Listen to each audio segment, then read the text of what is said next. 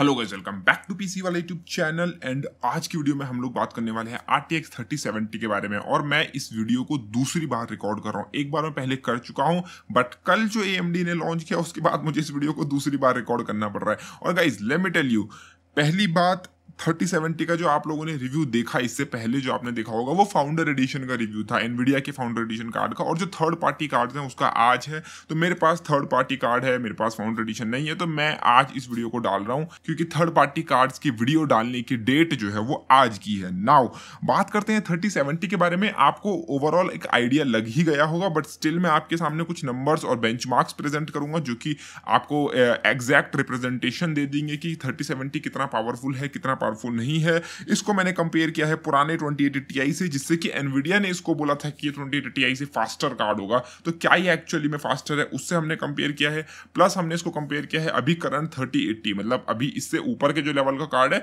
उससे ये कितना फास्टर है। और एन 3080 भी मेरे पास था, आप लोगों ने 3080 की वीडियो देखी होगी, तो उसी से मैंने इसको कंपेयर किया है। तो देखते हैं ये कैसा परफॉर्म करता है। 3080 की स्पेक्स आपको पता है, 8GB की इसके अंदर तुमको VRAM देखने को मिलती है। पूरा नया इसके अंदर डाई है, इसके अंदर सेम तुम्हारा 3080 वाला डाई यूज नहीं करा है, इसके अंदर डिफरेंट डाई यूज करा है एनवीडिया ने। इसके अंदर जो है वो अब पता नहीं, देखो 2080 Ti से कंपेयर कर रहे हैं, लेकिन VRAM सिर्फ 8GB है। तो प्लस AMD ने जो है वो कल इसका कॉम्पिटिटिव कार्ड जो है वो रिलीज कर दिया। और उसके बाद जो है मुझे पूरी वीडियो का ओपिनियन चेंज करना पड़ गया।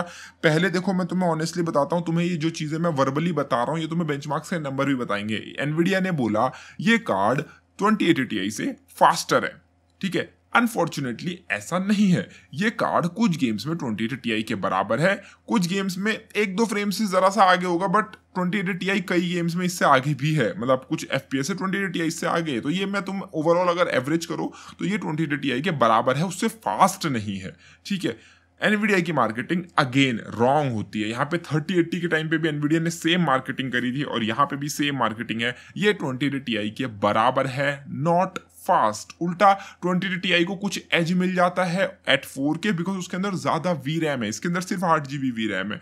पर अगेन 3070 के पास एक प्लस पॉइंट है, वो ये कि ये बहुत ज्यादा कम प्राइस पे आ रहा है, मात्र 50,000 52,000 की प्राइस पे ये आता है। बट ये था मेरा कल तक का ओपिनियन, जब तक AMD ने अपने नए कार्ड्स अनाउंस नहीं करे थे। अब मैं इस वीडियो को दोबारा रिकॉर्ड कर रहा हूं और अब मुझे इससे फर्क नहीं पड़ता कि ये 2080 Ti से फास्ट है या नहीं है, मुझे फर्क नहीं पड़ता। अब मुझे फर्क पड़ता है कि ये 6800 जो AMD का RX 6800 है उससे ऑन पेपर स्लो है। अगेन थर्ड पार्टी बेंचमार्क्स नहीं आए हैं। इंडिविजुअल रिव्यू का मैं आपको वेट करने को बोलूंगा कि प्लीज आप इंडिविजुअल रिव्यूज का वेट करो, रिव्यूवर्स का वेट करो, थर्ड पार्टी रिव्यूज का वेट करो। बट अगेन AMD के बेंचमार्क्स की जो स्लाइड है उसमें ये कार्ड जो है, क्योंकि 2080 Ti से AMD ने कंपेयर करा है और 2080 Ti यानी कि यही कार्ड एक तरीके से बराबर ही समझ लो दोनों को, तो इससे जो है वो फास्ट था AMD का कार्ड। और AMD ने प्राइसिंग भी इस कार्ड से ऊपर रखी है। और ऐसा तुम तब करते हो जब एक्चुअली में तुम्हारा कार्ड फास्टर होता है। अगर AMD का कार्ड इस 3070 से या फिर 2080 Ti से स्लो होता, अगर स्लो होता तो वो प्राइस भी उसके बराबर या कम रखते, लेकिन उन्होंने प्राइस जानबूझ के ऊपर रखी है।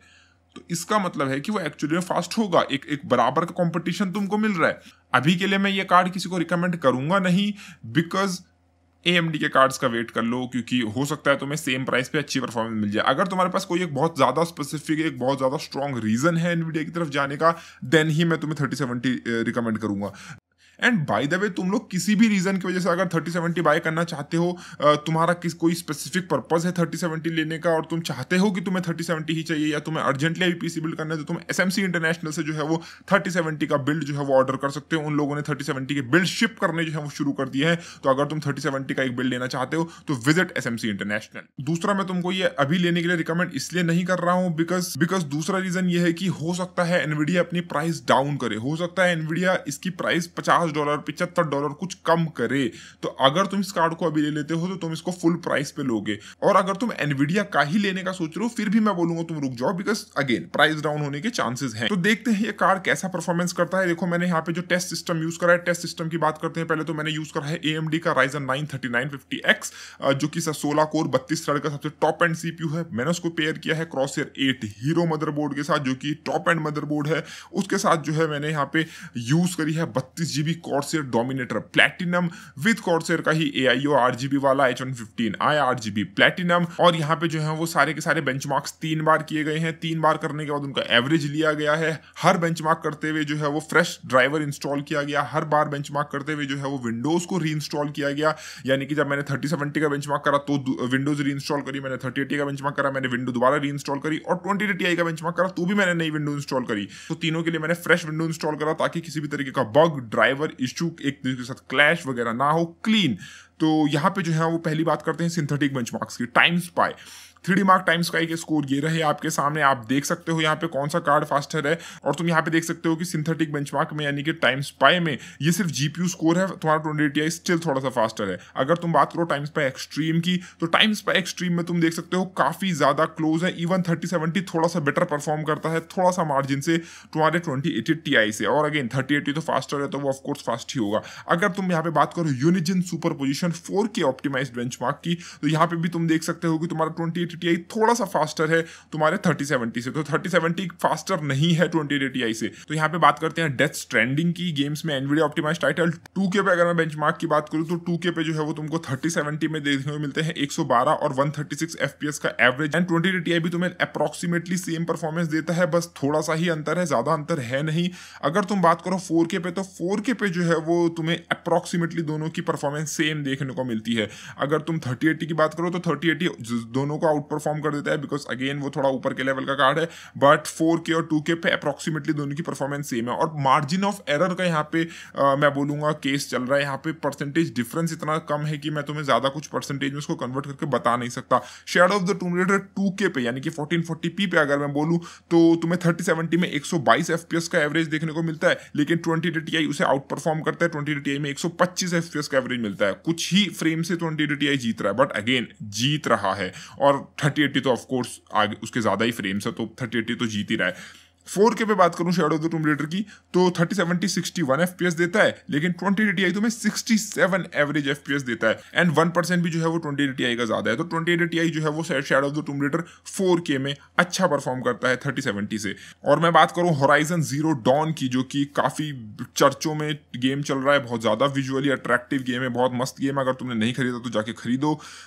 92 FPS का एवरेज देता है 3070, लेकिन 2080 Ti मात्र 85 FPS का एवरेज देता है। यहाँ पे जो है वो 3070 थोड़ा सा विनर बन जाता है, और बाकी 3080 तो 100 से ऊपर FPS दे रहा है, 121 का एवरेज दे रहा है, तो वो तो विनर है ही है। 4K पे बात करूँ तो 4K पे भी जो है वो स्टिल तुम्हारा 3070 अच्छा परफॉर्म करता है 2080 Ti से 58 FPS का एवरेज देके कंपेयर टू 53 ऑफ 2080 Ti। अगर तुम यहाँ पे बात करो असासिन्स क्रीड ओडेसी की, क्योंकि बहुत सारे असासिन क्रीड के यहाँ पे फैन है, तो वहां पे जो है वो तुम्हें 2080 Ti आउट परफॉर्म करता हुआ दिख जाएगा 3070 को। यानी कि 3070 कम परफॉर्मेंस देता है कंपेयर टू 2080 Ti, और 3080 से मैं कंपेयर करूंगा तो 3080 तो ऑफकोर्स विनर है ही है। और सबका फेवरेट गेम 8-9 साल पुराना, पता नहीं कितने साल हो गए इसको आए हुए, लेकिन गेम्स जो है वो लोगों को ये गेम पसंद है, और इसीलिए मैं इस गेम को छोड़ नहीं सकता बेंचमार्क करना, क्योंकि जिस दिन मैंने छोड़ा उस दिन लोग कमेंट करते हैं कि भाई तूने GTA 5 बेंचमार्क नहीं करा। GTA 5 2K पे जो है वो 129 FPS का एवरेज देता है 3070 पे, और 2080 Ti पे देता है 137 FPS का एवरेज। तो यहाँ पे क्लियरली 2080 Ti विनर है। और अगर तुम बात करो 4K पे, तो 4K पे भी जो है वो 80 FPS के एवरेज दे के 2080 Ti विनर बन जाता है। हालांकि 3080 उससे भी ऊपर फास्टर है, बट अगेन क्या बोलूं मैं, 3080 टॉप ऊपर के लेवल का कार्ड है।